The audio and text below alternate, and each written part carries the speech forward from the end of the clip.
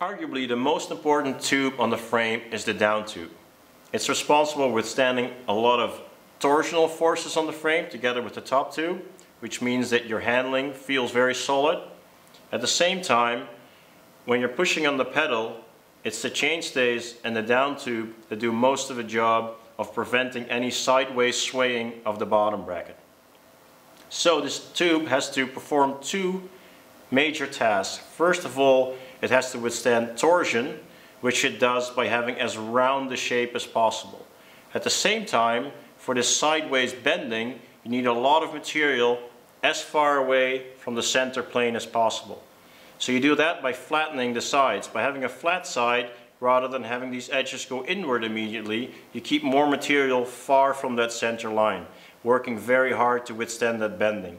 Another thing that the flatness does is it gives you a good space in the layup to put some extra layers of unidirectional carbon in this direction where they're working the hardest to prevent that bending. So you need very little material, but in a strategically placed spot to prevent that bending.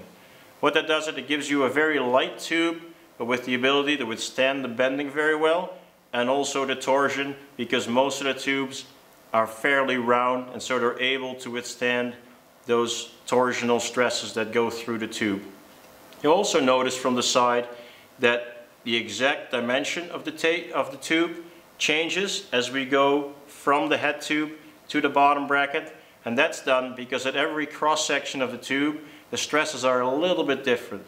So on every cross section we change the shape slightly to optimize how to withstand those stresses and make sure that we get the lowest weight with the highest torsion resistance and bending resistance.